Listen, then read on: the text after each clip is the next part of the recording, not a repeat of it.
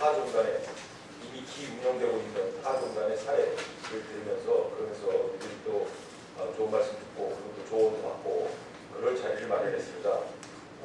먼저 오늘 또 자리에 교령님께서 같이 해주셨는데 교령님 말씀 먼저 한 가지 듣고 시작하는 게 어떨 것 같습니다. 교령님하고 다시금 한 가지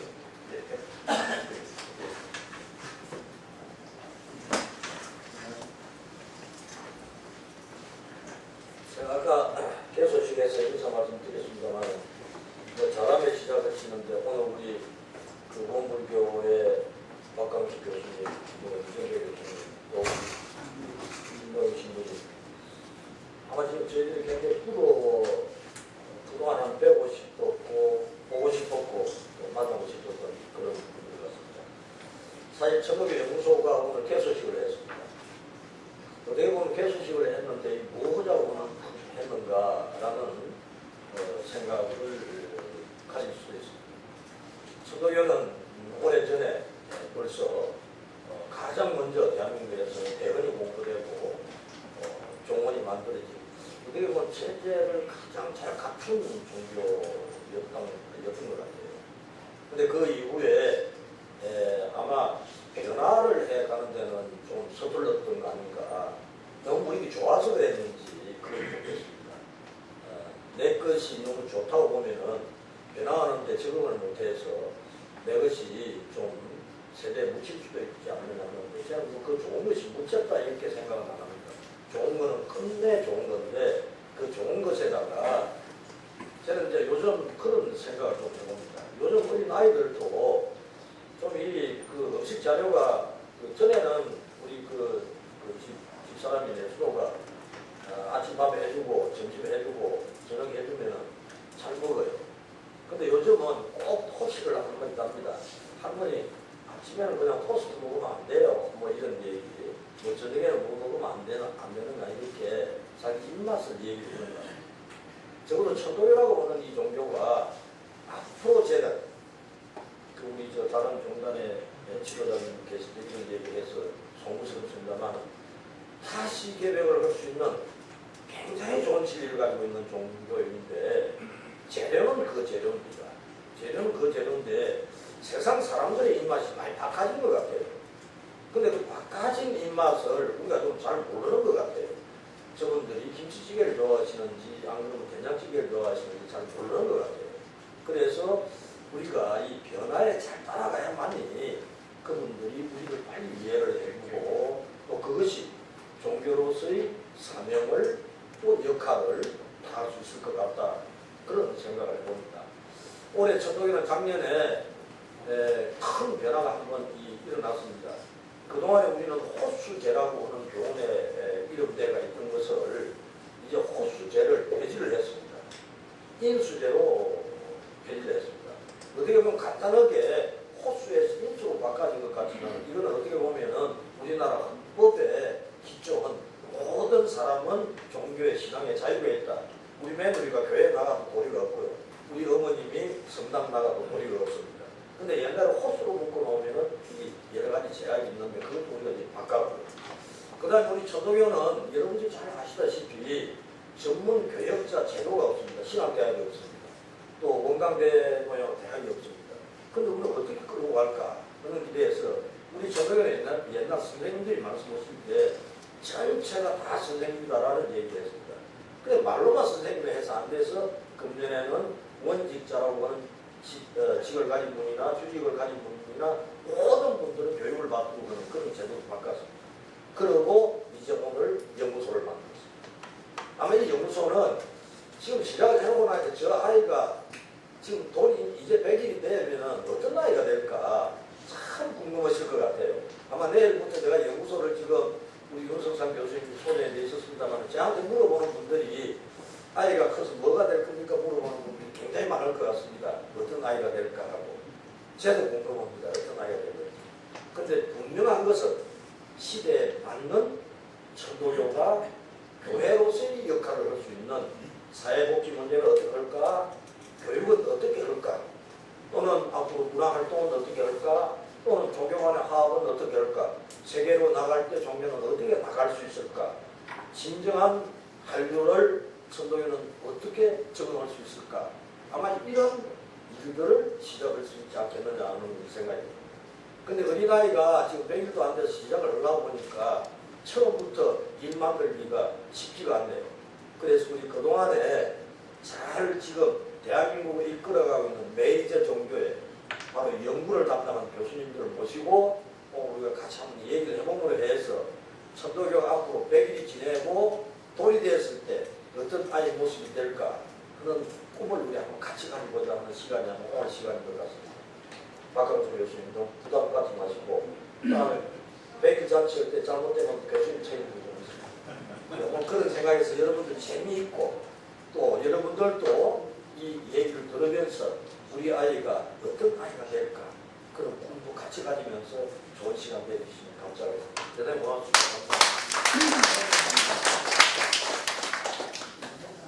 예, 그러면 시간이 별로 없는 관계로 바로 시작하도록 하겠습니다. 먼저 윤석선 교수님 중심으로 선생님들 앞으로 나와주시고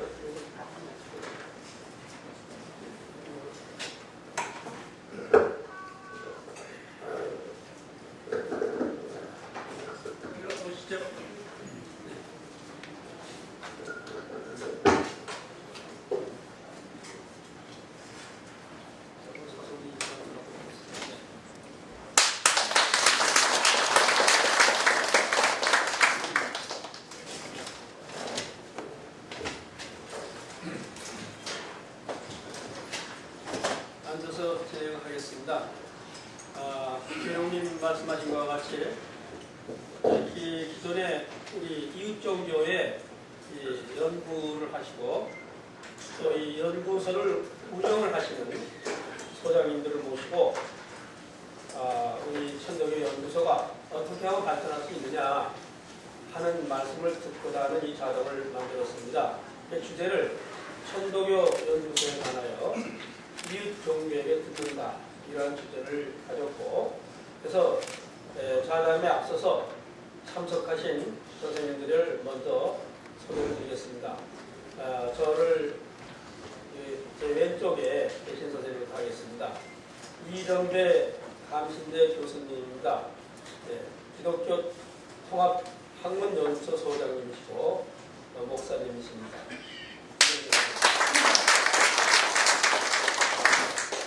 김용애 선생님입니다. 서강대학교 교수고 인야시오 인재센터 소장이시고 생명과학연구소 명예회장이시고 시부님이십니다.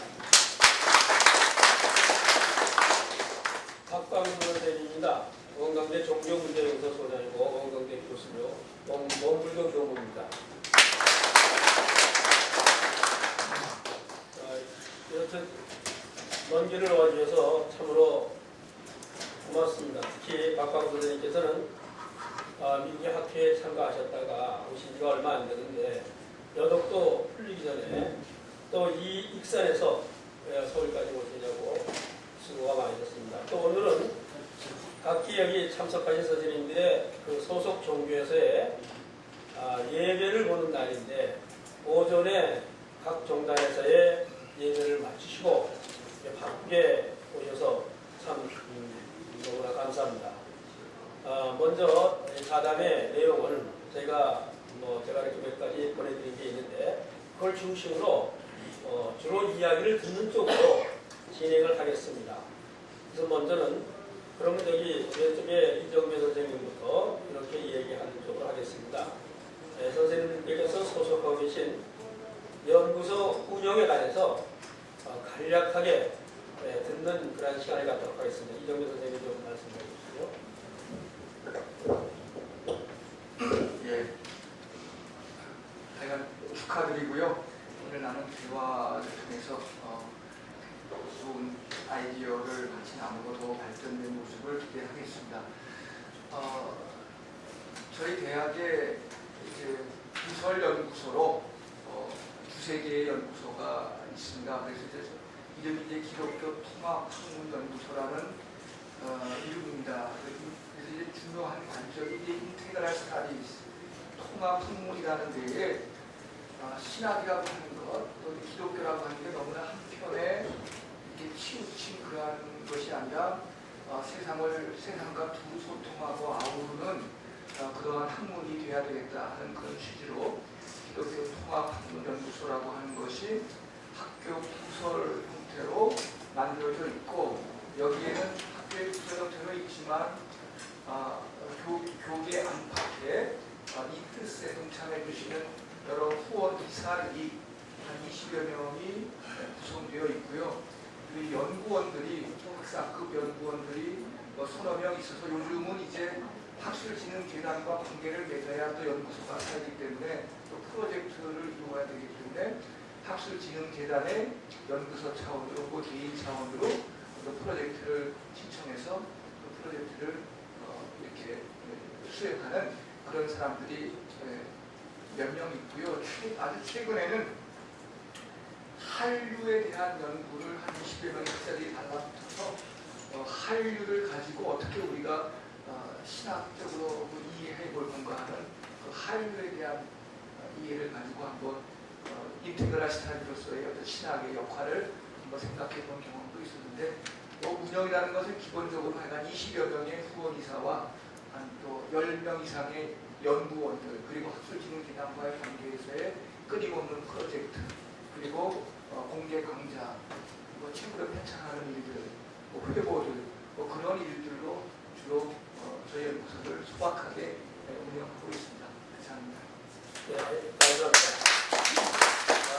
기독교가 세상과 소통하기 위해서 다양한 방향에서의 어떤 그 연구를 진행하고 있다는 말씀입니다. 그러면 김용혜 선생님 말씀 드리겠습니다. 그래서 지금 제가 맡고 있는 것은 이냐쇼 인재센터인데, 사실 그 전에 생명문화연구소 소장을 했고, 그리고 신학연구소와 철학연구소에 지금 그 위원으로 있으니까 아마 그런 대학 연구소에 대해서는 좀 이야기할 수 있지 않을까 싶어서 아마 유 교수님이 초대하실 것 같습니다.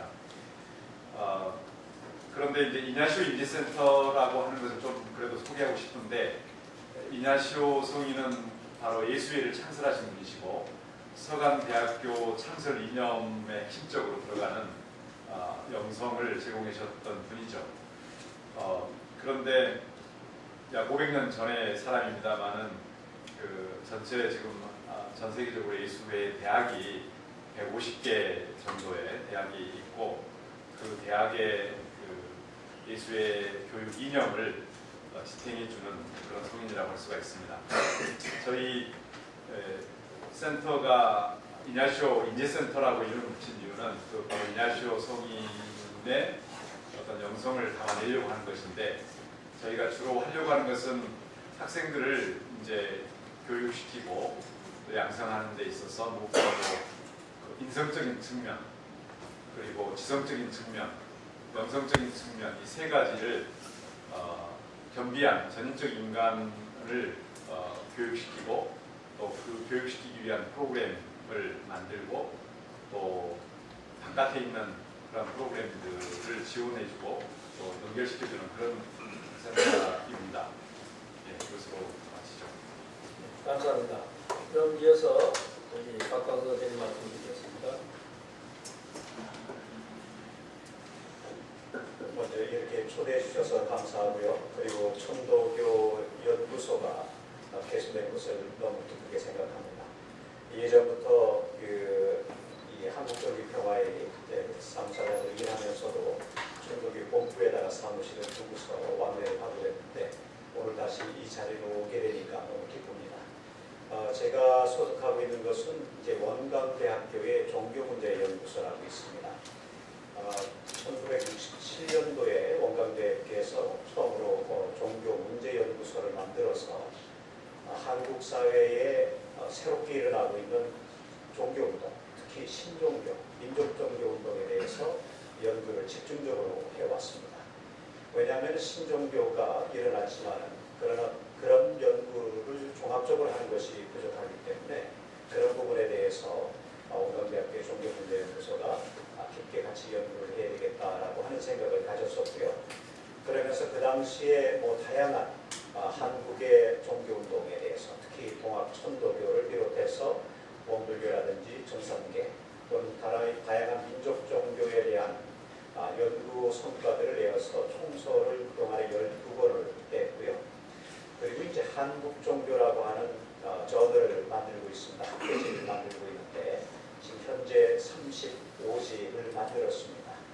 그리고 이제 그 해마다 그 학회지를 만들어서 한국의 민족 종교 운동, 신종교 운동을 소개하는 그런 학회를 하고 있고, 지난해는 한국 신종교를 어떻게 연구할 것인가 이런 고민을 통해서 같이 좌담회를 하고 학술서를 만들었습니다.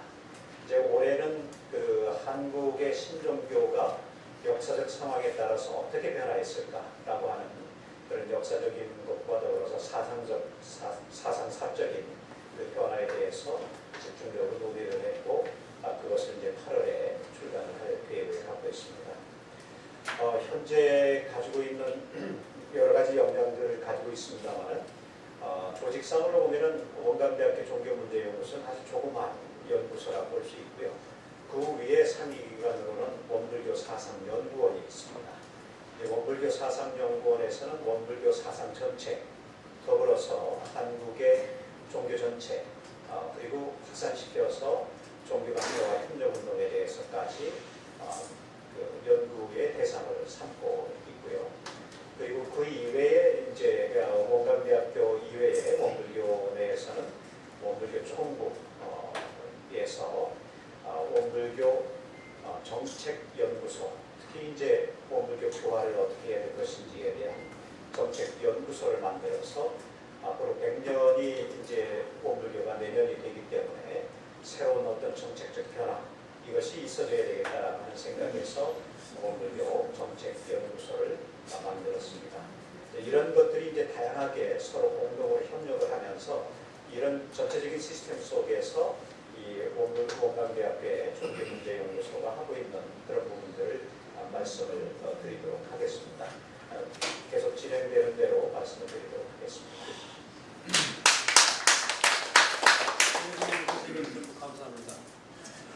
특히 각 종단의 독특한 어떤 교리 체계라든가 이러한 것들을 통해서 그것을 오늘 현대 사회에 어떻게 해서 펼쳐나가는가 하는 문제에 대해서 이런 각 종단에서 노력하고 있음을 우리는 볼 수가 있었습니다. 두 번째로는 이제 천도교의 문제로 좀 넘어와서 이야기를 진행할까 합니다. 천도교가 현실적으로 많은 그런 어려움을 겪고 있음을 다들 알고 있습니다. 바로 이와 같을 때 연구소를 이렇게 개소한다는 것이 지닌 의미가 상당히 있다고 생각합니다. 오늘 이와 같은 천도교 현실에서 이 천도교 연구소가 기여할 수 있는 것은 어떤 것인가? 비록 천도교의 중심에 와 계신 분들은 아니지만 밖에서 보면 더 잘 보일 수 있고, 그래서 한번 더 여쭤보도록 하겠습니다. 그럼 또 아까 순서로 이정배 선생님부터 좀 듣도록 하겠습니다.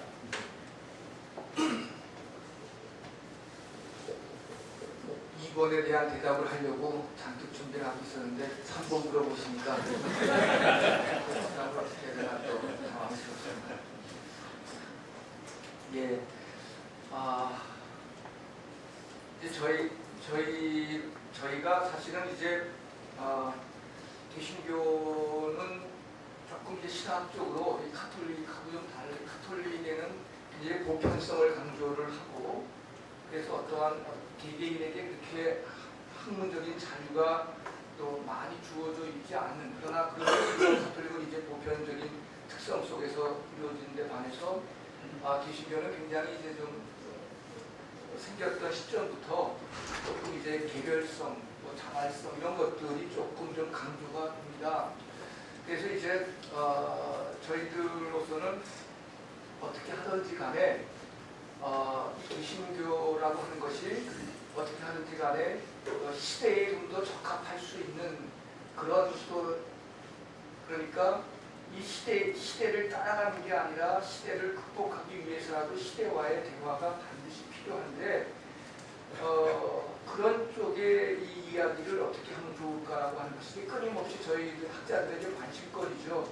그래서 이제 때로는 진화론하고도 대화를 해보고, 그리고 또 이제 더욱이나 이제 2017년은 마틴 루터라고 하는 사람이 종교개혁을 한 지 500년이 되는 해입니다. 근데 어느덧 이제 우리 신교가 소위 이제 카톨릭보다도 불교라고 불교는 카톨릭보다도 더 불교가 되어 있는 상태에서 이제 저희들 같은 경우는 종교개혁의 원리라고 하는 오직 믿음, 오직 은총, 오직 성서로만이라고 하는 그 종교개혁 원리 자체도 한번 메타크리틱을 한번 해야 되겠다. 이제 이러면서 자기 종교의 발전을 위해서 자기 종교가 얼마나 현실과 끊임없이 소통하며 대화하며 그리고 그 자리를 지키고 있는가, 그리고 자기 종교에 대해서 끊임없이 어떻게 메타크리틱을 또 할 수 있는가 라고 하는 그러한 부단한 노력은 반드시 있어야 되기 때문에, 그렇게 된다고 보기 때문에 지금 현재 이제 이 천도교 안에서 오히려 지금까지 이러한 연구소가 없었다고 하는 것은 너무나 저로서는 의외의 일이었고요. 설령 그것이 이제 대학으로까지는 발전되지 못한다 하더라도, 그러나 지금으로서는 이제 그런 연구소들이 활발하게 자기의 근원에 대한 메타크리틱, 그리고 현실과의 관계에서의 소통 능력에 대한 끊임없는 점검, 그리고 사실 아마 저희 바깥에 있는 모든 사람들은 동학이나 천도교에 대해서 올해가 특별히 120년 되는 엄청난 해가 아니겠습니까? 그 바깥에서 이웃 종교에 대해서 열려있는 사람들의 입장에서는 천도교와 동학에 대한 애정이 대단합니다. 그래서 천도교나 동학을 사실은 첫 번째 한류였다고 그렇게 보는 사람들이 있어요. 근데 그때는 시류가 안 맞아서 그 한류가 세상으로 펼쳐나가지 못했지만, 이제 이 시점에서 사실은 천도교 동학 이 사상은 굉장하게 오늘 우리 시대에 펼쳐나갈 수 있는 무궁무진한 그런 힘과 저력이 있다고 바깥에서 생각을 하고 있는데, 안에서 그런 노력, 그런 거에 대한 끊임없는 집중적인 탐구하는 그런 것이 만약에 없다고 한다면 그건 너무나 직무유기가 아니겠는가, 그런 생각에서 늦었지만 지금 이 시점에서 아주 활발하게 그 작업을 이뤄나가셔야 되지 않겠나 하는 그런 생각이 들어서 또 이후에 하고 싶은 말 하겠습니다. 감사합니다. 이 천도교가 보다 근원적으로, 내적으로는 근원적인 탐구와 바깥으로는 현실과 어떻게 소통하냐 하는 문제가 바로 이제 이 천도교 오늘의 문제를 해결할 수 있는 길이라는 그런 말씀을 해주셨습니다. 고맙습니다. 김예호 선생님. 저도 사실 천도교 연구소가 개설되는 것을 굉장히 마음으로 바라고 있는 사람 중에 한 사람입니다. 제가 동학학회에 몸을 담고 있고 계속 그 동학을 연구한 사람입니다.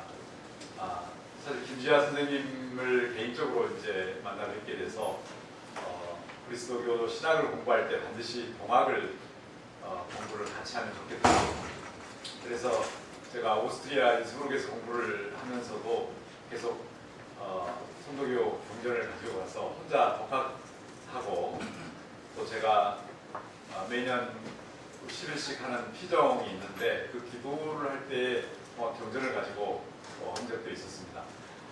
그래서 이제 그 논문을, 박사학위 논문, 철학 논문에서 그리스도교와 동학을 이제 비교 연구를 했는데, 사실 죄송합니다만 제가 아직 그것을 한글로 번역을 다 못했고, 아마 내년쯤에는 이제 인간 존엄성과 인권의 근거 문제를 가지고 조금 다른 식으로 편집을 해서 동학과 그리스도교, 불교 이 세 개 종교를 소개하려고 하는데, 아무튼 연구소를 갖는다는 것은 굉장히 큰 의미가 있을 것 같습니다. 무엇보다도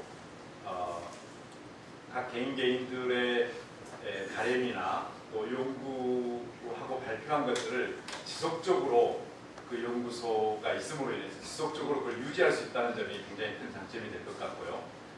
또 연구한 것들, 과거에 있었던 모든 자료들을 체계적으로 자료화시키고 체계적으로 어떤 분야들을 점점 섭렵해 나갈 수 있다는 점에서 체계성을 확보할 수가 있다고 하는 점, 그리고 이제 외부의 우리는 종교사라니까 지금 뭐 문화부나 아니면 혹은 뭐 학진이나 외부의 그 프로젝트를 우리가 신청해서 수행할 수 있는 그런 점도 있겠고, 그리고 무엇보다도 이 연구소가 추구하는 여러 가지 업적들을 축적시킬 수가 있으니까 후대에 그보다 더 나은 업적들이 나올 수 있는 기반이 되는 거죠. 근데 그렇지 연구소가 없이 그냥 다 흩어져 버리고 누군가 언제 했는데 하고 찾아보려면 없고 뭐 이런 식의 비효율적인 것에서 이제 굉장히 효율성을 갖추는 연구소로 갈 수 있을 것이다라고 하는 점에서 기대가 큽니다. 제가 볼 때는 동학천도교의 영성이 바로 현대 세계에 굉장히 기묘하다라고 뭐 여러 학자들이 이야기를 하는 거죠. 특별히 우리 민족 신종교 중에서도 가장 맏아들이었고, 그리고 주창한 내용들이 근대 사회를 예시하는 그러한 것들이 많이 있죠. 다시 말해서 평등 사상이라든지 한 인간 민중들의 인권 사상이라든지 어린이나 여성들에 대한 그런 특별한 존중감을 가지고 있었다든지 또 생명을 존중한다든지 모든 생명체. 그래서 이러한 것은 지금 현대 세계에 굉장히 필요한 영성이라고 생각이 들어져요. 동학 천도교 연구소가 지향해야 될 바는 바로 그런 면에서 현대인들이 갈구하는 그 영성이 뭔지, 뭐가 지금 필요한 건지를 우선적으로 핵심적으로 잡아가지고 나가면 좋겠다는 생각이 듭니다. 아까 교령님께서도 그 다시개벽 사상을 이야기를 했는데 그것마저도 굉장히 중요한, 사실은 지금 현대 세계에서는 끊임없이 계속해서 개벽하지 않으면 안 되는, 그러니까 뭐 한 번 개벽하고 마는 것이 아니고 또 각 개인들의 양성이랄까요, 아니면 교육에 있어서도 요즘에는 죽을 때까지 계속 ongoing formation이라고 해서 계속 지속되는 어떤 교육, 이렇게 이야기를 합니다. 그래서 다시개벽 사상은 저희 이제 그리스도교로 이야기할 것 같으면 뭐 초월 사상인데요. 초월 사상, 끊임없이 자기를 초월하고 끊임없이 자기를 비워나가는 초월과 내재라고 하는 것은 사실은 동전의 양면처럼 한편으로는 자기 초월이지만 그러면서 동시에 하늘님과 일치되는 것이기 때문에 또 내재적인 것이 함께 있고, 저는 이제 초월과 내재라고 하는 것을 통합적으로 볼 때에 이제 그걸 이제 뭐 초월 사상이다 혹은 초월 영성이다라고 말씀드릴 수 있겠는데, 그게 바로 동학 사상이 가지고 있는 장점이 될 수 있다라고 생각을 합니다. 그리고 이제 또 연구소가 이런 학적인 영성적인 연구뿐만이 아니라 아마도 지도자들 양성하는 그런 기능도 해야 될 것처럼 보입니다. 처음에는 무엇보다도 성직자가 없는 종합 모든 신도들이 곧 다 교사로 일을 해야 된다고 한다면 더군다나 교육이라든지 그런 양성을 위해서 수련 프로그램을 통해서도 신도들이 계속 영적 쇄신을 할 수 있는 그런 교육 프로그램에도 관심을 가져야 되지 않겠나 싶습니다. 네, 감사합니다. 말씀을 들을수록 어깨가 무거워집니다.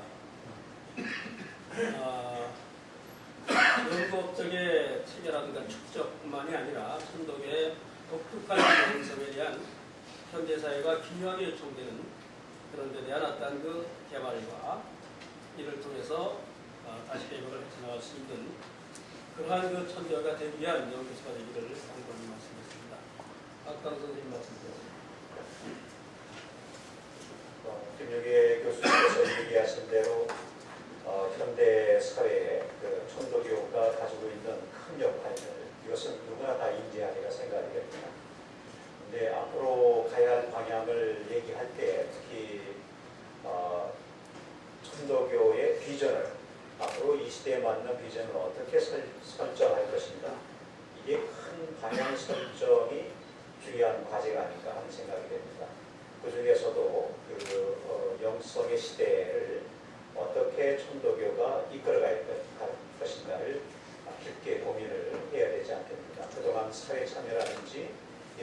대해서는 아주 큰 역할들을 많이 했는데 종교적인 의미, 수행적 의미 이런 것들이 어떻게 부각될 수 있을 것인지 그리고 사상으로 봐도 이것이 국내뿐만 아니라 해외에도 지금 천도교에 대한 박사학위 논문들이 몇 번씩 써지고 있습니다.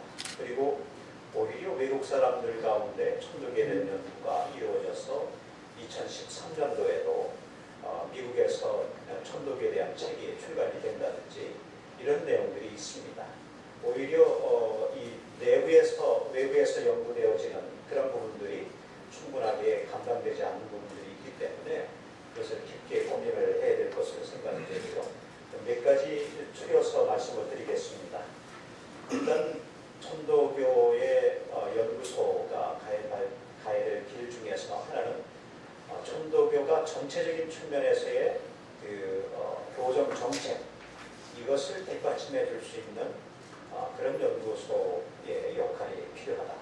다시 얘기하면 내년도 내후년도 예를 들어서 천도교가 어떤 방향으로 가야 되겠다 하는 때에 기초적인 데이터라든지 사회적 변화라든지 세계 정세의 흐름이라든지 이것을 보고서 그것에 대한 대안들을 연구소에서 정책적 차원에서 만들어 줄 수 있어야 됩니다.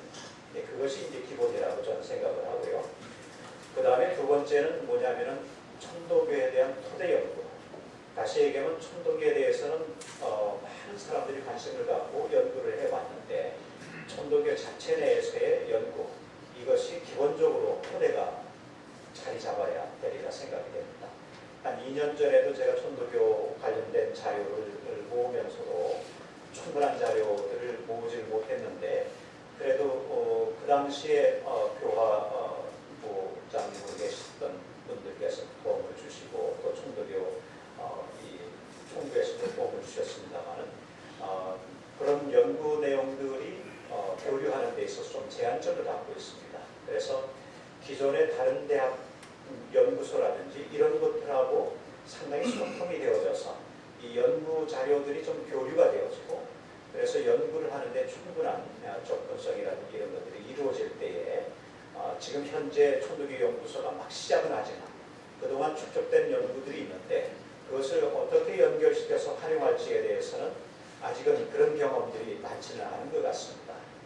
사실 동학 관련해서는 연구가 많이 되어지고 있고요.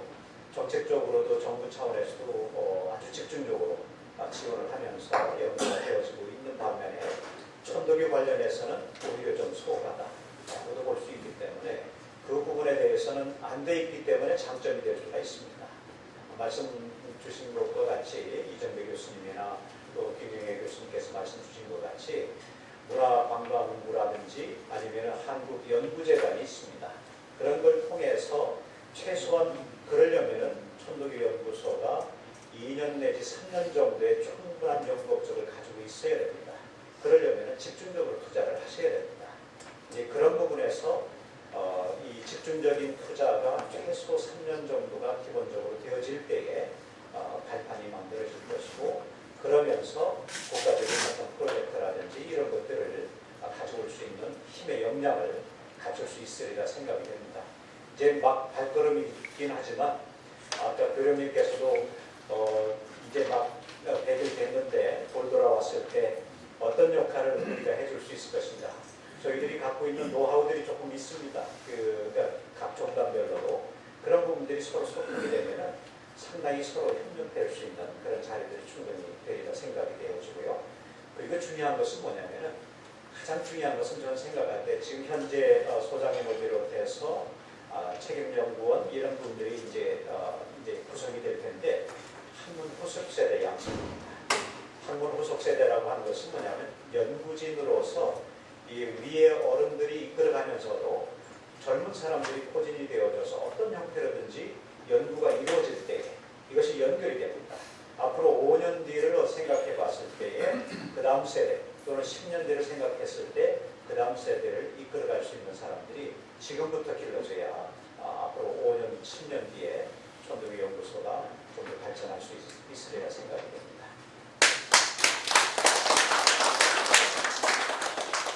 감사합니다. 천도교 정책 연구에서부터 토대 연구, 나아가서는 학문 후속 세대 양성까지 다양한 면에서의 많은 말씀을 해주셨습니다. 그 다음에 그 말씀해줄 부분은 상당히 지금 말씀하신 부분과 서로 연결이 되고 혹은 더블될 수 있는 부분인데 그래도 꼭 말씀 중에서 놓치신 거 있으면 다시 얘기해 주시면 고맙겠습니다.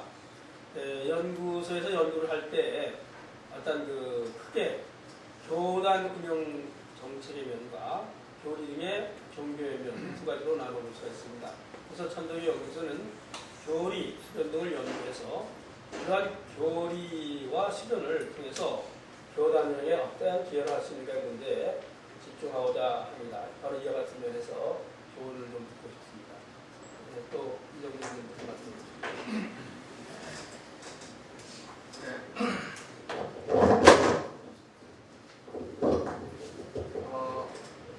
저희 연구소는 교단 운영까지 고민하면서 연구소 하지 않고요.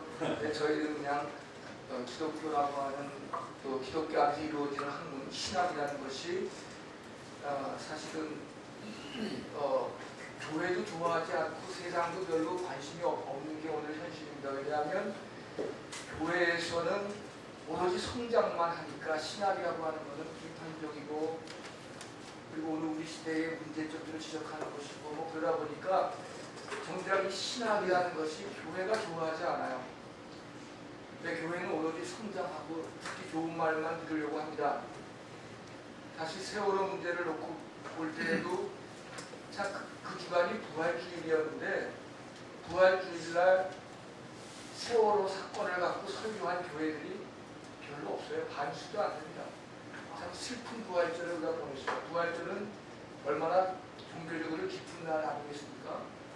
그런데 그 많은 아이들을 물속에 잠겨놓고 부활절을 드린다고 하는 게 말이 안 되잖아요.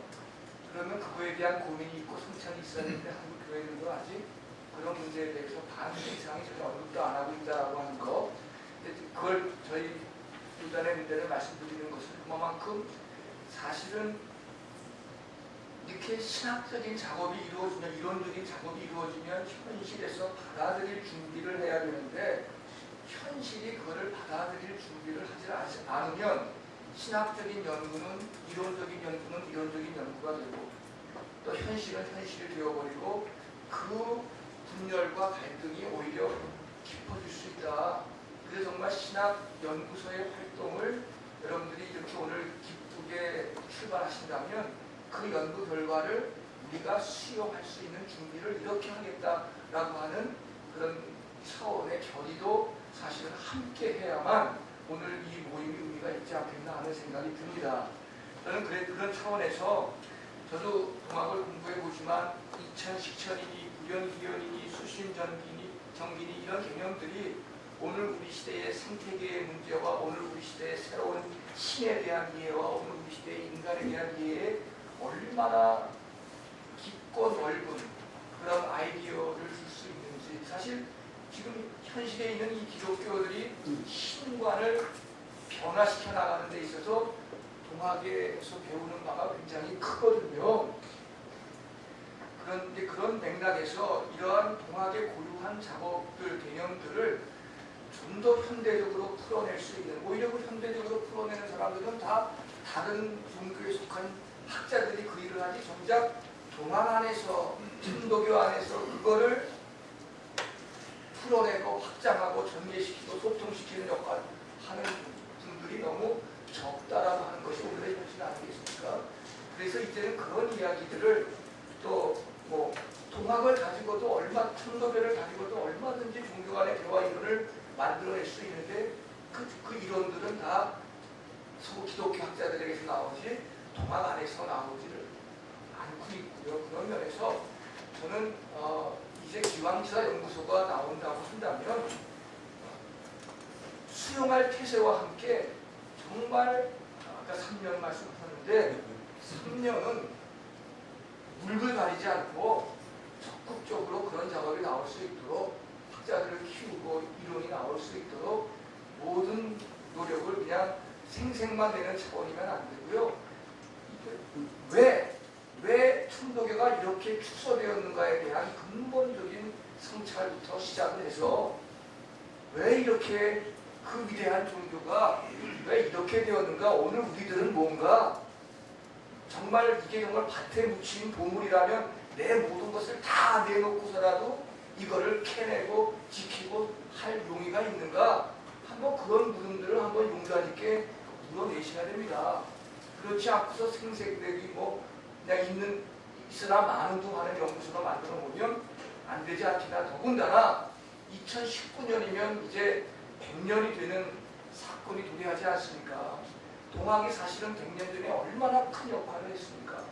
그럼 2019년에 다시 우리 사회를 위해서 우리가 이런 역할을 하겠다, 적어도 이렇게 공헌해 보겠다라고 하는 원대한 꿈과 비전을 가지고 학문은 이렇게 보겠다, 조직은 이렇게 만들어 보겠다, 모든 생각과 사상이 총 집약이 돼서 2019년을 짧게는 3년 단위로 하지만 길게는 2019년을 하나의 터닝 포인트로 삼고 다시 개벽이다 그 시점에 그러면 그때는 어떻게 할 건가? 뭐 굉장히 세부적인 논의들을 좀 많이 해봐야 되지 않겠는가 하는 생각이 들어서요.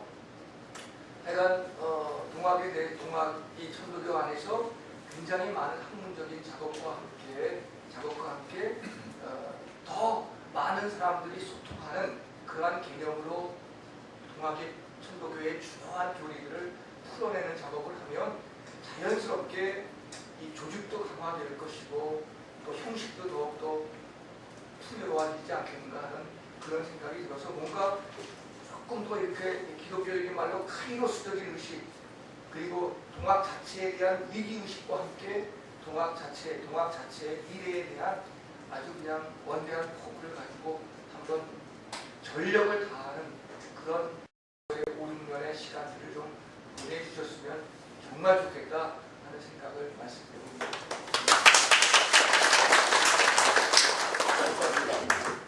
출동살동 5, 6년을 달려가야 되는 우리의 앞이 있습니다. 참으로 여러 방면에서 많은 참 감 있는 조언을 해주셨습니다. 감사합니다. 김영애 선생님 말씀드렸습니다. 네, 아주 거대한 비전에 대한 말씀 영기 교수님께서 말씀해 주셨으니까 저는 좀 구체적인 것들을 좀 다루고 싶다는 생각이 듭니다.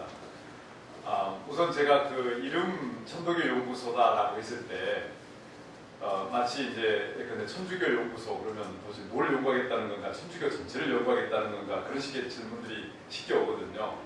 근데 아마 이제 교단에서 처음으로 연구소를 만들었는데 여기에 많은 것들을 다 요구를 할 것 같아요. 자칫 잘못하다가는 이것도 아니고 저것도 아니고 뭐 이거 하려면 또 이거 해야 된다고 그러고 해서 아무것도 못하는 연구소가 되지 않을까 굉장히 우려스러워요, 사실은. 네. 그래서 지금 소장님께서도 교단 운영 정책에 관한 면도 있고 또 종교적인 차원 이렇게 나누는데, 종교적인 차원만 하더라도 학술적인 차원이 있을 것이고 또 수련적인 차원도 있을 것이고 엄청나게 지금 방대하거든요. 그래서 한 연구소에서 지금 이러한 것들을 다 안고 모든 문제를 다 연구소에서 해결할 수 있을 건가? 그게 조금 우려됩니다. 많이 짐이 무거울 것 같아요. 그래서 어떤 한쪽 측면에서 예컨대 뭐 천도교 교리연구소로 하면 그 정책 연구와 교리 한다든지, 아니면 정말 학문적으로 뭐 천도교 신인학연구소에서 신인이라고 하는 그 아이템을 좀 강조하면서 인간학도 아니고 뭐 새로운 인간인데 사실은 어떻게 보면 신과 인간이 일치되는 지점에서 또 새로운 인간상을 그려냈으니까 그런 차원에 아마 좀 그 현대인들에게 영성적으로 접근할 수 있지 않겠는가 하는 뭐 아이디어 사항으로 좀 가지고 있고요. 그런데 이제 제가 그 동학 천도교의 그 어떤 뭐랄까 고아라고 한다면 신중심의 종교라고 하면 이제 지금 개신교와 카톨릭이 있지 않습니까? 그런데 신관념이 없는 종교라고 이야기를 하자면 거의 인간학적으로만 다루는 유교라든지 또는 불교가 있어요. 신관념이 필요 없다고 이야기하죠. 그런데 신관과 인간관이 결합되어 있는 곳은 동학 천도교밖에 없어요. 중산교 내지는 불교에서도 약간 그런 것이 있는지 잘 모르겠어요. 우리가 좀 다르죠. 불교적인 요소가 강하니까. 그래서 만약에 그렇다고 한다면 종교 간의 대화를 할 때에 종교 간의 대화라든지 또는 종교들을 넘어서서 어떤 영성, 현대인들에게 영성을 줄 때에는 가장 포괄적인 양쪽을 다 겸비하는 양쪽과 다 어울릴 수 있는 그런 장점을 가지고 있거든요. 굉장히 유연성이 있다라고 하는 거죠. 영성 자체가 통합적인 영성이고, 그래서 저는 이제 종교 간의 대화에 오히려 더 큰 역할을 하면 어떻겠는가. 신관념이 있던 신관념이 없던, 그러면서도 현대인들에게 좀 통합적이고 그런 영성을 불어넣기 위해서 그런 역할, 종교 간의 대화나 혹은 영적 리더십이라고도 이제 이름을 지을 수가 있는데, 모든 현대인들이 좀 영성적으로 이런저런 차원들의 것들을 다 통합적으로 가져올 수 있는, 사실은 제가 이제 영성 리더십 프로그램을 좀 개발해 보려고 저의 아이템인데 지금 제가 임 교수님께 한다면 같이 할 수도 있겠고요. 그러니까 불교, 유교, 천도교, 그리스도교 다 포함해서 각 종교의 그 영성, 정말 핵심적인 영성이 뭔가를 서로 대화하고 토론하면서 좀 지도자들을, 좀 안목 있는 지도자들을 각 정파에서 보내가지고 같이 공부하고 네트워크를 만들고 서로 사회 안에서 일할 수 있는 어떤 그런 장을 마련하는 것도 좋은 아이디어가 될 것 같습니다.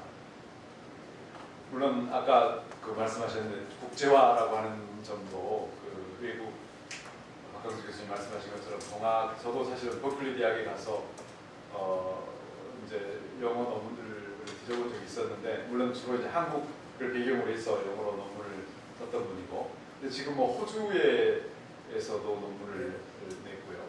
그러니까 외국인들도 관심 있는 게 분명해요.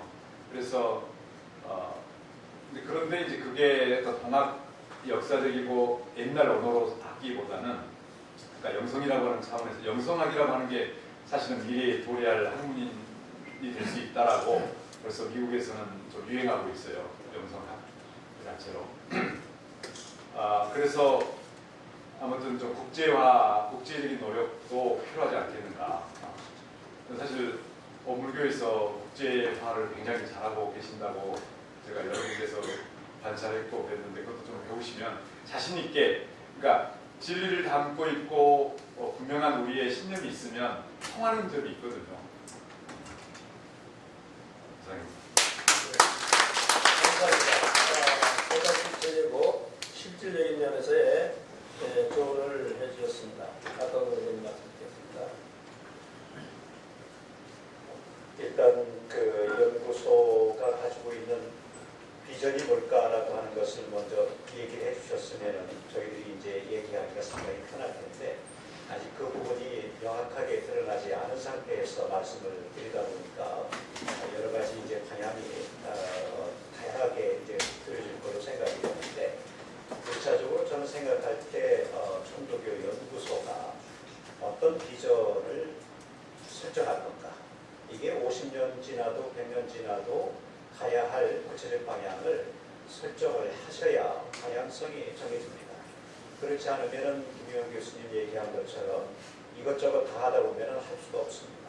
아무리 큰 비전을 가지고 있다 하더라도 구체적인 사업에 대한 핵심 내용, 그것을 이 연구소는 최소한 몇 년 단위로 해서 어떤 분야를 집중적으로 연구를 하겠다라고 하는 방향과 목표 설정이 분명해져야 그 다음부터 흔들리지가 않습니다. 그래서 이 부분을 먼저 비전을 먼저 설정을 하고, 그 다음에 5년 단위든 10년 단위든 이렇게 해서 이 어떤 부분에서 우리가 우선적으로 연구에 과제를 삼을 것인가를 분명하게 해주셔야 할 거로 생각이 되고요. 일단은 제가 생각할 때는 천도교 연구소가 하나의 천도교 전체를 다루는 어떤 교단 정책적 차원의 연구소라고 저는 생각을 1차적으로 하고 있기 때문에, 교단이 운영해 나가는 데 있어서의 사회 문제에 대한 점검, 그리고 그것에 대해서 방향성 설정, 이것에 대해서는 교단이 가지고 있는 어떤 비전을 어떤 방향으로 그러면 단계별로 갈 것인가를 연구소에서 일정 부분 담당을 해줘야 되리라 생각이 됩니다. 그 다음에 두 번째는 뭐냐면 사회 문제. 아까 이정배 교수님 얘기하셨듯이 현재적으로 사회의 다양한 문제점들이 있습니다. 이런 문제들을 점검하고 대안을 만들어줘야 됩니다. 그렇다고 한다면 현재 한국 사회가 갖고 있는 사회적인 다양한 문제점들을 분석하고 그것에 대해서 대안을 만들어줄 때에 천도교가 사회적으로 지금 새롭게 운동을 펼치고 있고 사회 문제에 적극적으로 참여를 하려고 한다라고 하는 것을 학계나 종교계에서 인정하기가 생각됩니다. 그렇게 됐을 때에 사람들이 다시 관심을 갖게 되리라 생각이 됩니다. 그 다음에 세 번째는 천도교의 사상, 특히 이제 교리적인 부분이라든지 여러 부분들이 교단 내에서 연구하고자 하는 그런 부분들은 외부에서 아무리 연구하려고 해도 할 수 없는 부분들을 교단 내에서는 할 수 있습니다.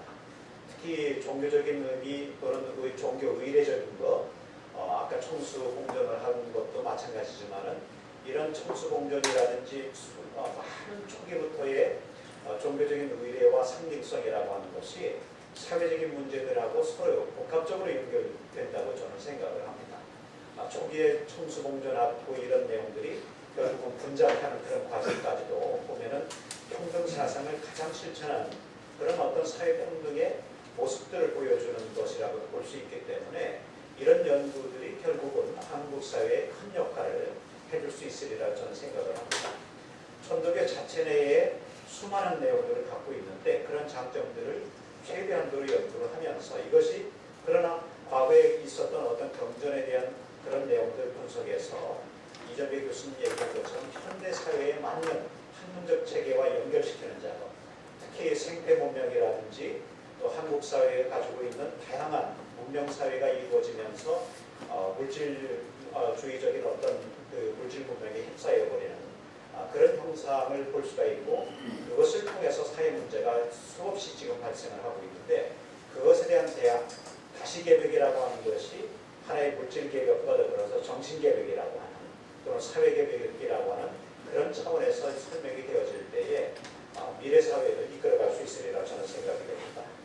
그리고 이제 구체적으로 아까 종교 간 대화 문제도 얘기를 했습니다만 천도교가 정말 한국 사회에 중요하게 역할을 한 것은 1919년도에 3.1운동을 하면서 종교 간의 협력을 이끌어냈다는 사실입니다. 이것은 가장 어떻게 보면 근대 한국 사회가 발전을 하면서 천도교에 큰 역할을 했거든요. 사실은 천도교 혼자만으로도 할 수 있는 그런 능력을 갖고 있었지만 다양한 종교계의 지도자들이 함께 참여함으로 인해서 그 한국 사회가 갖고 있는 문제점을 같이 풀어내려고 했기 때문에 이런 장점들을 우리가 크게 드러낼 때에 한국 사회에 큰 역할을 할 수 있으리라 생각이 됩니다. 이상입니다.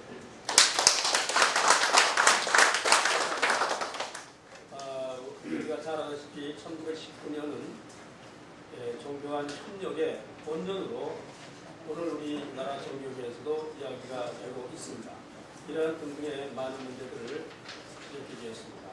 나아가서 이 천도교 연구소가 지니고 있는 이제 막 출발하는 이제 기우뚱 걸으려고 하는 이 연구소에 대한 많은 조언과 우려의 말씀들도 해주셨습니다. 이 우려의 말씀들이 바로 이것이 우리의 자양분이 돼가지고 천도교 연구소를 이끌어가는데 운영해 나가는데 많은 도움을 어떤 것이 되도록 노력을 하겠습니다.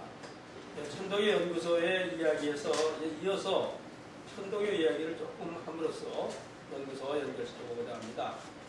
현대 한국 사회에서 천도교가 가야 할 길은 어떤 것인가? 지금 많은 이야기들이 나오셨습니다만 이런 것을 좀 더 구체적으로 말씀해 주시면 고맙겠습니다. 말씀해 주시죠. 네, 뭐 같은 이야기가 반복될 수 있겠습니다만 일단 저는 이제 제 스스로가 이제 천도교를 어떻게 자리매김하는가 하면 사실 이제 동양의 유불선을 통합한 것이 이제 성리학이라고 한다면 그 성리학에다가 서양의 기독교의 영향을 또 품고 넘어서려고 했던 것이 동학이기 때문에 동학이야말로 크게 보면은 동서양을 품고 넘어설 수 있는, 그리고 이미 그 당시에 동서양의 문제점들이 무엇인지를 너무 정확하게 짚었고 알았던 그런 사상적인 맥락이 있는 그런 종교인 까닭에, 그런 사상체계인 까닭에 이제 앞으로 이 천도교의 입장에서는 좀 더 긍정적으로, 좀 더 자부심을 가지고 동서양을 아우르는 어떤 새로운 종교성, 동서양을 아우르는 새로운 종교체계, 이런 관점에서 한번 더 큰 비전을 품을 수 있으면 좋겠다.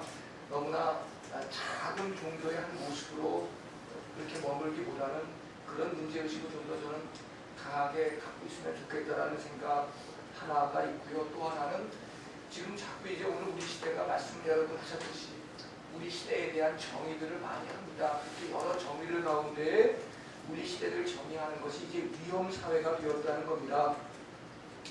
과거에는 성장을 위주로 해서 부가 나누어졌지만 지금은 이제 부가 나누어지는 시대가 아니라 모두에게 위험이 나누어지는 시대에 우리가 살게 되었다. 위험시대라고 하는 거죠. 그래서 이 동학은 동서를 아우를 수 있는 힘이 있다는 그 말은 이제 정말 어느 종교보다 강하게 문명 비판적인 힘을 지녀야 되겠다. 그게 바로 개벽이 품고 있는 사실 내용 아니겠습니까? 어떻게 문명 비판적인 힘을 동학이 동서를 아우르는 그런 벌써 100년 전에 동서를 아우르는 그러한 문제의식을 품고 있던 종교, 그리고 개벽을 통해서 동서양을 넘어서 보려고 했던 종교인 까닭에 저는 이제 이 문명 비판적인 힘을 강하게 좀 갖고 있으면 좋겠다. 구체적으로 그래서 이제는 그런 모습들이 천도교 현실 속에서 어떻게 드러나고 있는가에 대한 것도 좀 사람들은 보기를 원한다.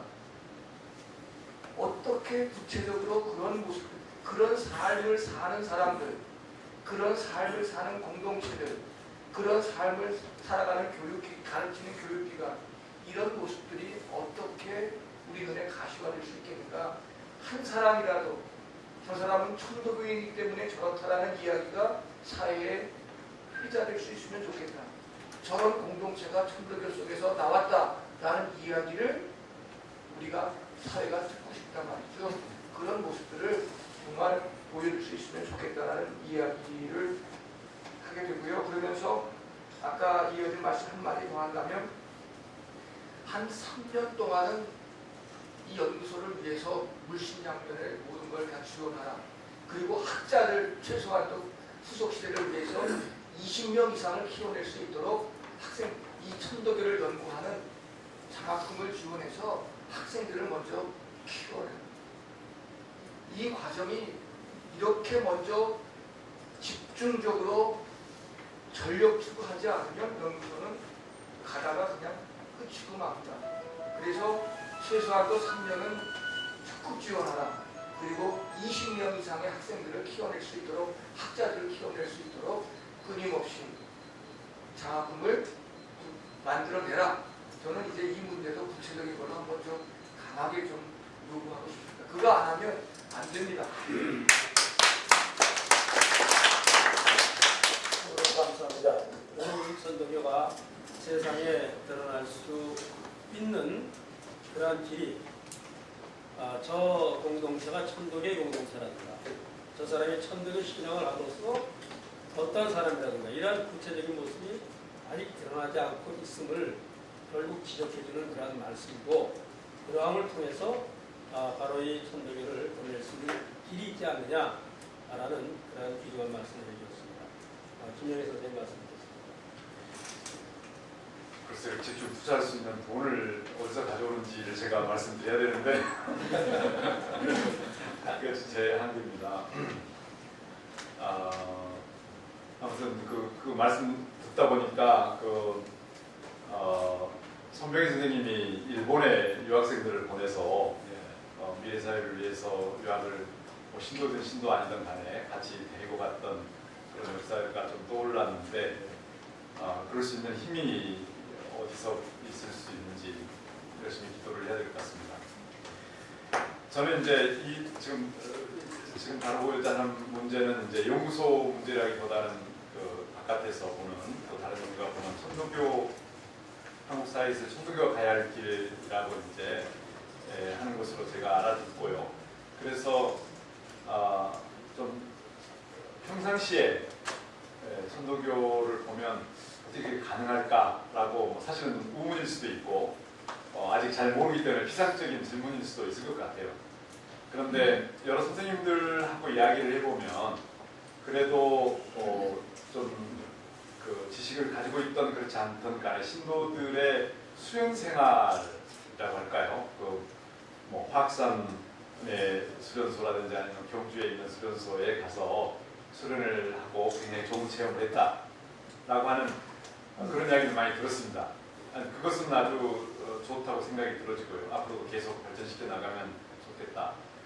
그렇지만 아까 그 성직자 문제가 나왔고요. 교육님께서도 뭐 원직제라고 제가 자세히는 못 들었습니다만 원직제를 통해 조금 뭔가 체계화되지 않겠는가 하는 이제 그 화두인 것 같은데요. 사실 교육님의 권위가 너무 없어 보이는 측면도 있어요. 제가 볼 때는. 그다음에 자주 바뀌기 때문에 좀 뭔가 지속적인 또는 한 어떤 방향으로 모두가 나아가는데 굉장히 좀 불안정한 그런 느낌도 사실은 듭니다. 이게 제가 이제 기후일지도 모르겠고 아니면 피상적일지도 모르겠는데 그런 차원에서 보자면은 사실 교육님이 신이기 때문에 그렇다기보다는 우리의 그 역량을 집중해서 올바른 방향으로 잘 나가기 위해서 그 지도자에게 드리는 힘이죠, 사실은. 그러니까 성직자들도 마찬가지로 성직자들은 결국 자기 자신을 위한 그 고난으로 이해해서는 안 되고 봉사하기 위한 고난이거든요.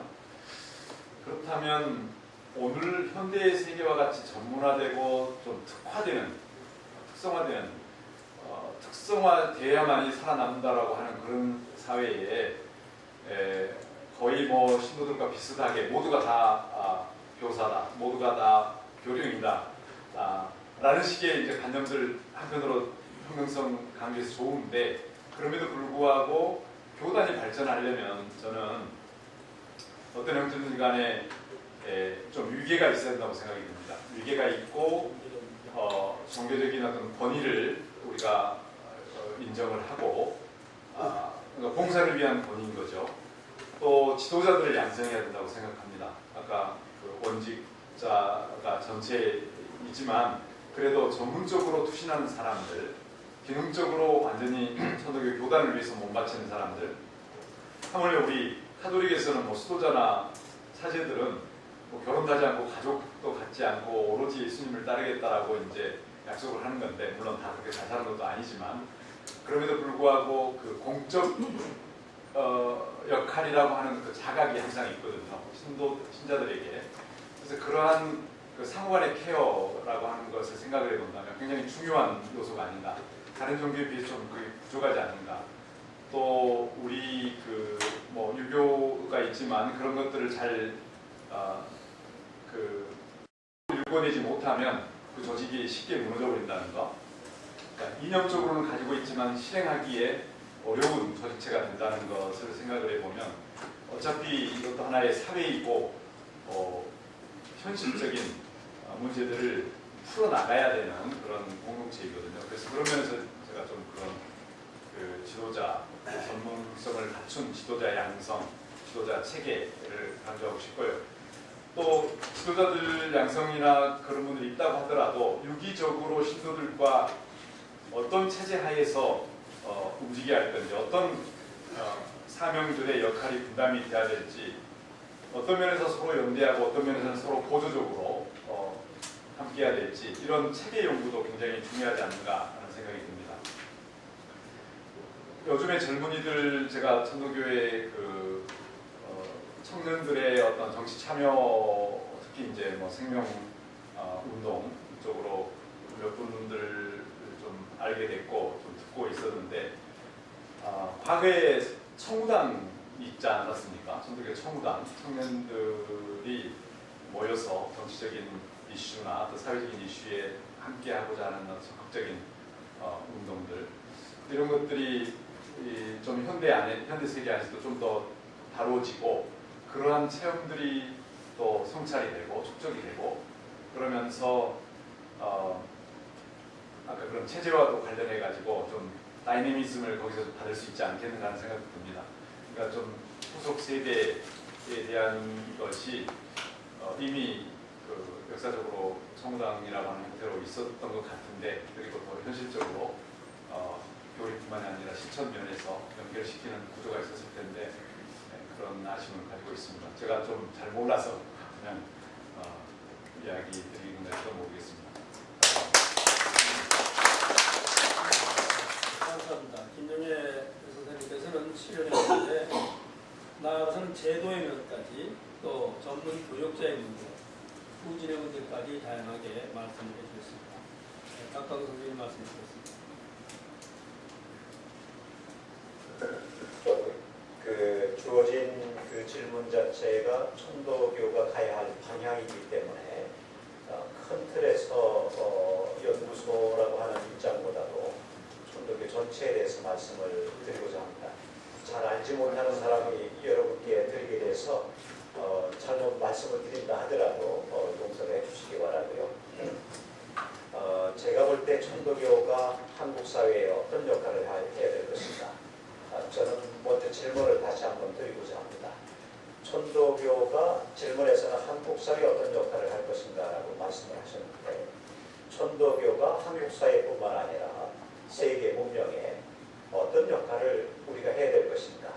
다시 한번 그런 질문으로 드리고자 합니다.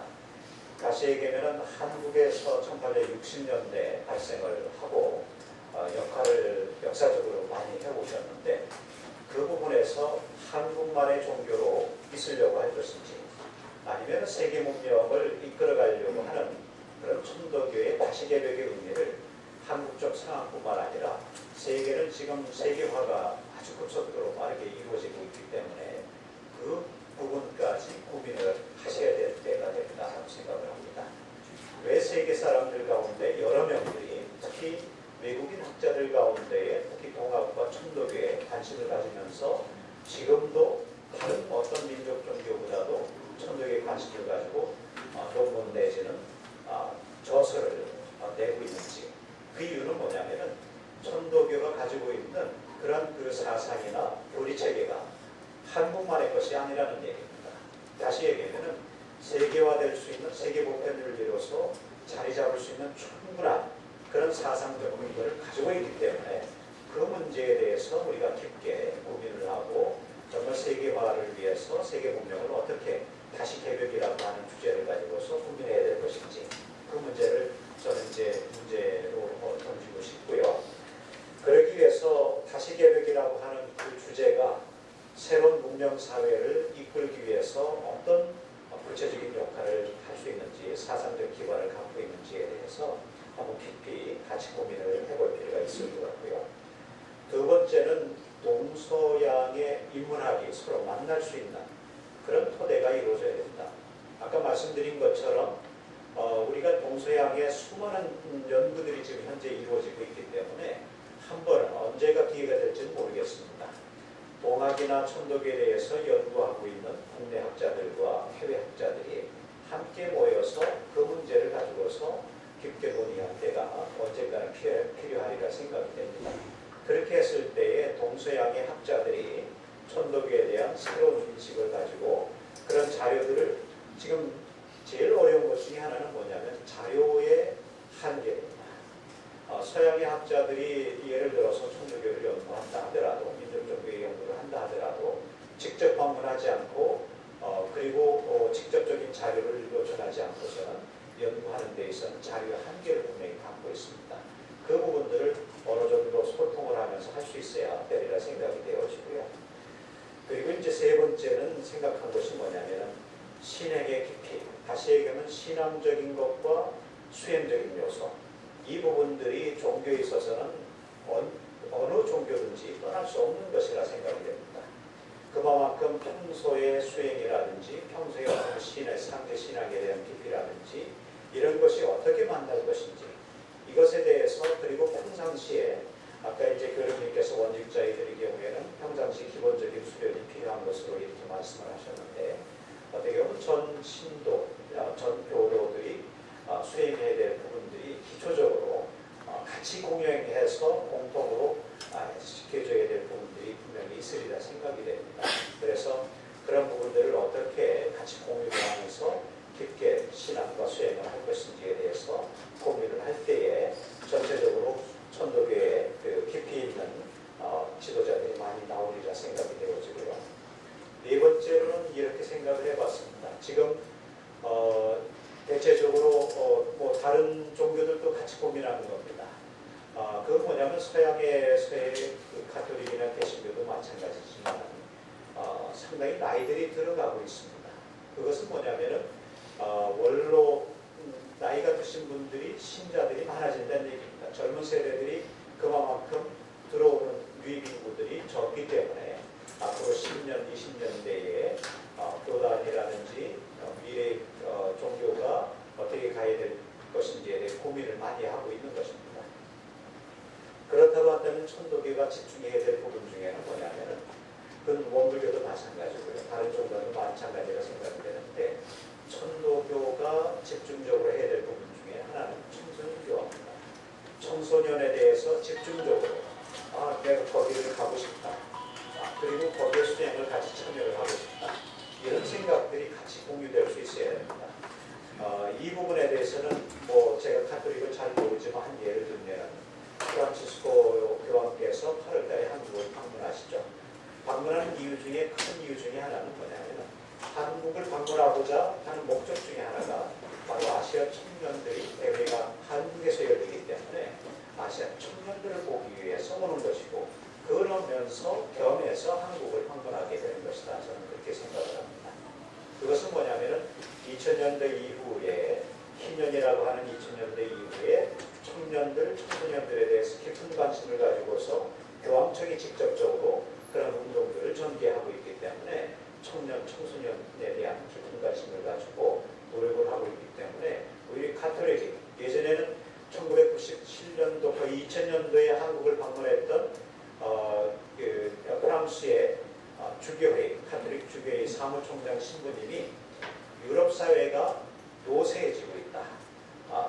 거의 성당들이 문화재로 되면서 나이들이 많이 들어가고 있다라고 고민을 했는데 그 부분에 대한 고민들에 대한 대안이 아닌가 하는 생각이 들어갑니다. 이 부분에 대해서 깊이 관심을 가질 때에 우리가 다시 한번 이 천도교가 역할을 했던 어린이 운동 또는 그 청소년 운동 이런 것들이 다시 한번 불붙을 수 있지 않을까 생각을 해봅니다. 고맙습니다. 천도교가 세계 문명에 어떤 역할을 할까 하는 그 거대한 문제에서부터 어떤 그 공생 인문학의 어떤 그 토양이 될 수 있는 바탕을 마련하는 것. 그런가 하면 신앙과 수행의 문제, 나아가서는 청소년 교육의 문제까지 포괄적으로 많은 조언을 드리겠습니다. 시간이 조금 흘렀습니다. 그래서 마지막 질문을 하나 더 드리고 마치도록 하겠습니다. 좀 보편적인 것으로 현대 사회에 있어서 종교의 궁극적인 역할은 무엇인가 하는 이야기를 듣고 마치도록 하겠습니다. 역시 이영애 선생님부터 말씀을 좀 듣겠습니다. 미진한 이야기 남기고 하면 안 될 것 같아서 조금 더 말씀드리고 마지막 주제에 답을 드리겠습니다. 참 제가 속하고 있는 개신교회가 참 욕을 많이 먹습니다. 개독교라는 말이 나오고 있고 뭐 여러 가지 말이 많이 나오는데 그럼에도 불구하고 개신교에게는 자기를 비판할 수 있는 비판력이 아주 굉장히 강합니다. 자기 비판력. 저도 이제 이 천도교 안에도 이 연구소가 생기는 거를 기해서 지금보다 몇 배의 자기 비판력을 많이 좀 가져야 된다. 저는 그걸 좀 강하게 요구를 하고 싶습니다. 저희가 보기에 천도교는 자기 헌신이 참 적어 보입니다. 그리고 공동체성이 너무 약해 보입니다. 그리고 너무 노후에 있다는 느낌도 지울 수가 없습니다. 결국 이 말은 한마디로 말하면 종교성이, 영성이 그렇게 부드러져 보이지 않는다는 말로도 요약이 될 수 있습니다. 어떻게 이런 문제를 넘어설 수 있는가? 행여나 이런 문제 때문에 우리도 성장해야 되겠다라는 또 성장의 강박관념, 이데올로기에 사로잡히시면 안 될 것 같습니다. 지금은 그런 시대가 또 아닌 까닭입니다. 저희 개신교는 지금 작은 교회가 희망이다라고 하는 이런 모토를 가지고 대형 교회를 비판하면서 탈성장, 탈성직, 탈성별 이 세 개의 탈을 가지고 성장에 대해서는 성숙이고 그 다음에 성직에 대해서는 오히려 평신도고 그리고 성별에 대해서는 이제 오히려 여성이다 라고 하는 그런 새로운 가치관을 가지고 새로운 교회 운동을 해야 된다라고 하는, 사실 이것은 동학 천도교가 원래 가지고 있던 그런 가치관입니다.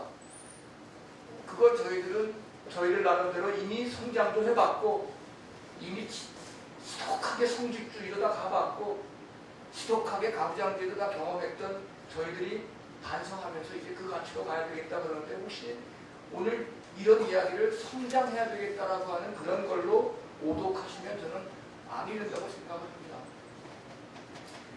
어쨌든 종교성이라고 하는 것은 더 필요한 일인데요.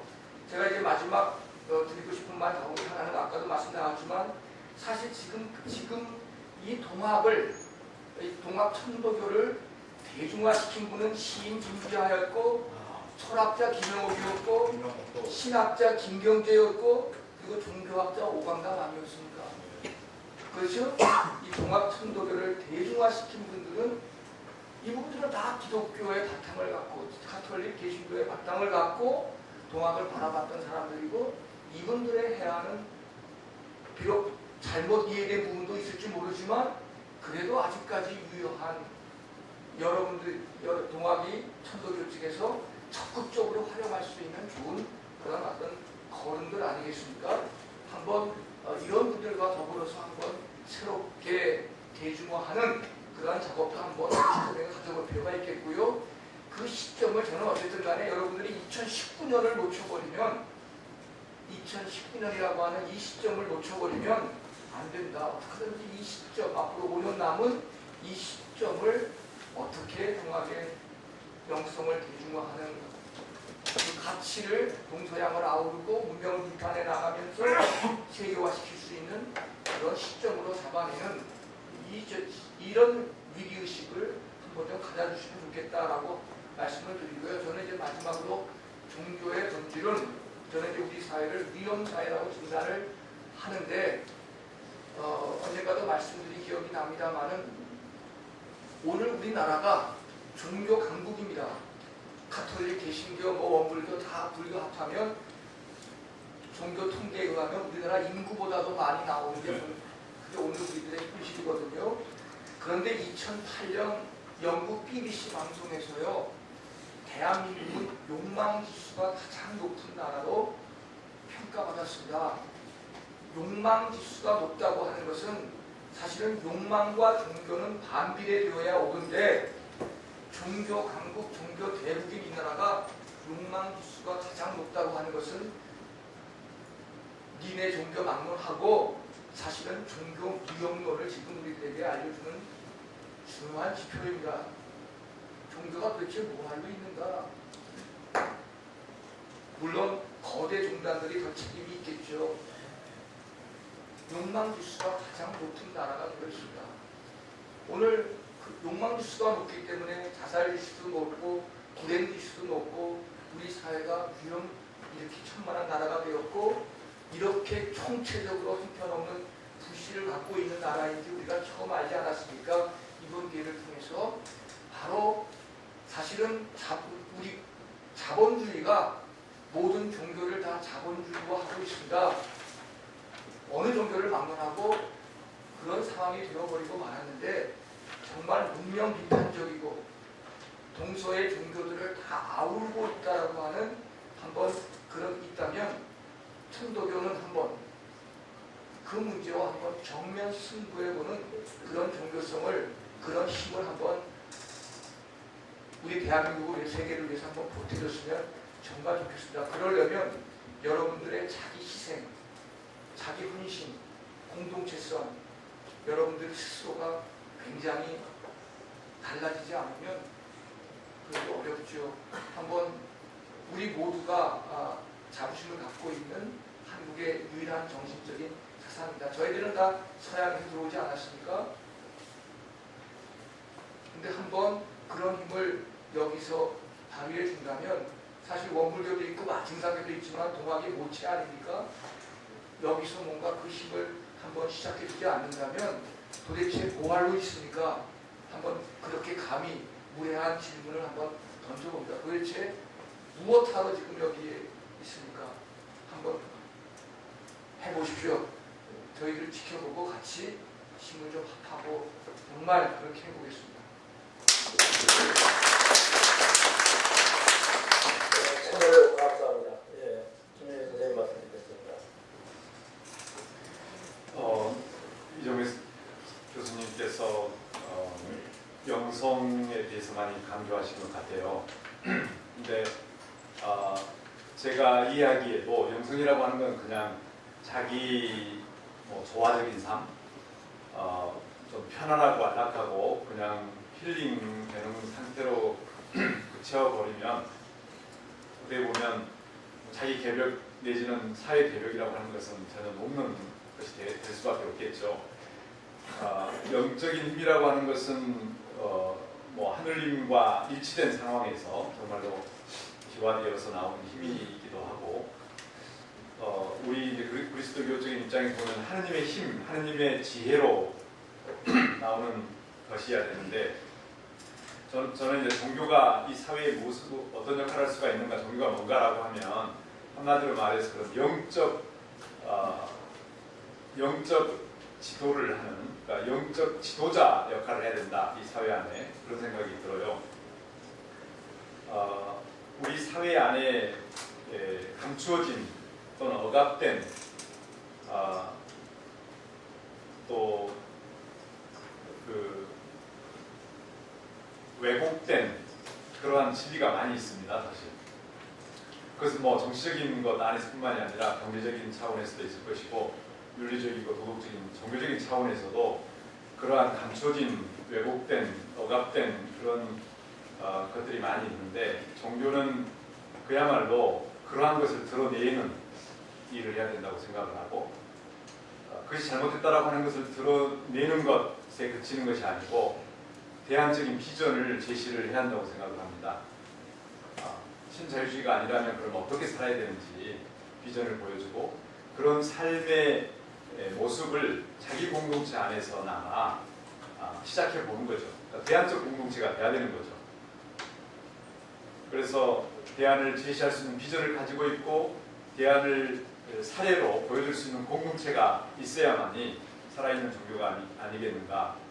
그와 동시에 그러한 비전을 가지고 살아갈 수 있도록 사람들에게 끊임없이 용기와 격려를 할 수 있는 그런 힘도 갖춰야 된다고 생각이 듭니다. 그게 바로 이제 어떤 기도의 힘일 것이고, 수련을 통해서 얻어지는 내적인 힘일 것이고요. 또 그 집단이 대안적 공동체가 가지고 있는 힘이 될 것이라고 생각이 듭니다. 단지 비판으로 그치는 것이 아니고 대안을 제시하고 그 대안이 가능하도록 실천하는 공동체가 됐으면 돼야 되지 않겠는가.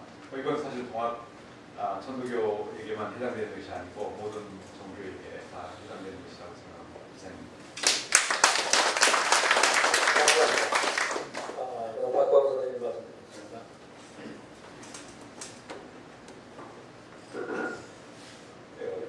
두 가지로 말씀을 드리고자 합니다. 1차적으로는 같이 앞에서 교수님들이 말씀하신 내용들하고 같은 부분들이 있는데, 21세기를 일컬어서 영성의 시대라고 얘기하게 됩니다. 그래서 많은 종교 또는 종교를 넘어서서 많은 그 정신적 지도자들이 얘기할 때에 21세기는 영성의 시대다. 그래서 그것에 대한 큰 관심을 갖고 그리고 그런 노력들을 현재 해 나가고 있고요. 그리고 이제 그런 노력들과 더불어서 이런 표현들도 많이 얘기가 되고 있습니다. 탈종교 시대의 종교다. 종교가 어떻게 하면은 탈종교, 다시 얘기하면 제도화라든지 이런 부분들에 있어 상당히 굳어진 부분들이 있기 때문에 종교 스스로의 자기 비판을 통해서 탈종교의 종교가 되어 이런 얘기들을 하게 되는데 과연 어떻게 해야 이 부분이 가능할 것인가? 저는 천도교는 천도교만의 특징이 있다고 저는 생각을 합니다. 지금 거의 모든 종교들이 다 성직자를 가지고 있고 또 이 성직자가 위주가 되어져서 사회 봉사를 하게 되고 그래서 이런 부분들에서 이제 어떻게 보면은 성직과 평신도 간의 차이점들을 두게 되고요. 앞으로 천도교가 어떤 부분을 어떻게 발전해야 되는 것이 더 효과적일지는 모르겠습니다만은 천도교가 갖고 있는 것은 평신도, 다시 얘기하면 누구라도 그만한 스승이 될 수 있고 지도자가 될 수 있다라고 하는 것을 초기 역사부터 보여줬기 때문에 그 부분을 어떻게 크게 살릴 것인가, 저는 그 고민을 같이 해볼 필요가 있지 않을까 생각이 됩니다.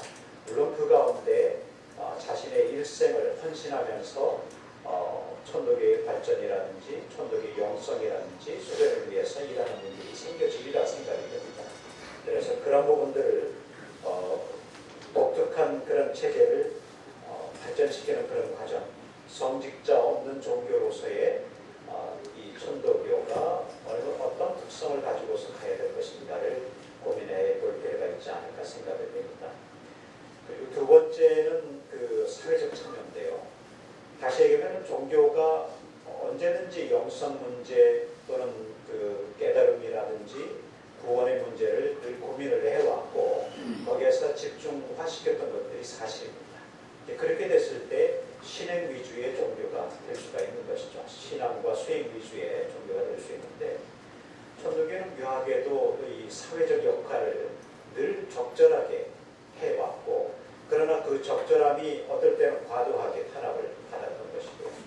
그래서 1890년대의 혁명 때도 마찬가지고 1919년도의 3.1운동 때도 마찬가지입니다.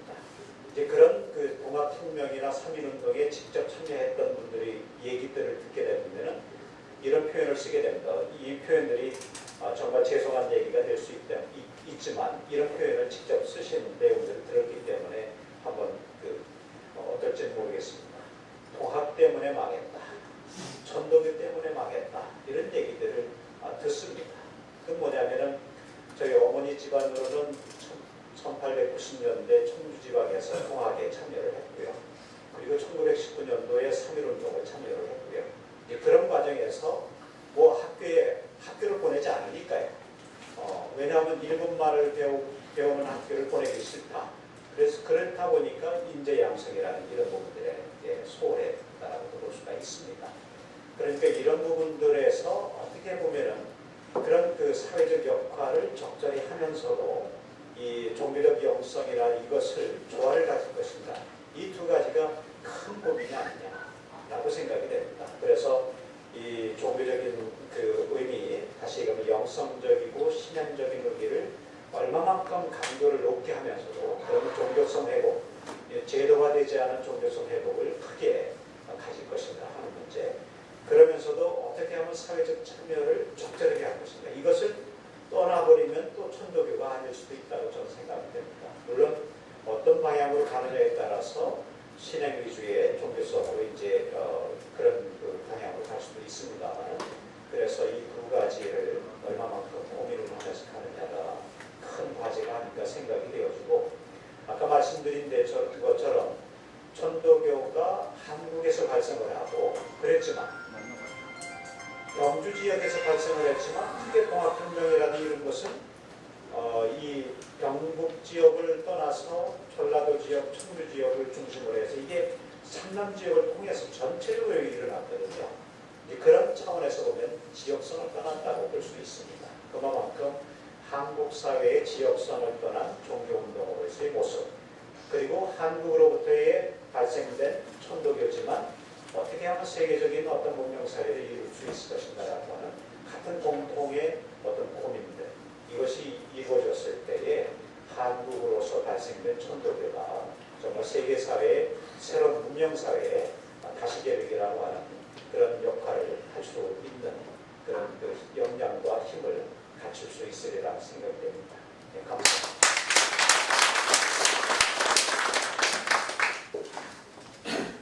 세 분 선생님 참으로 감사합니다.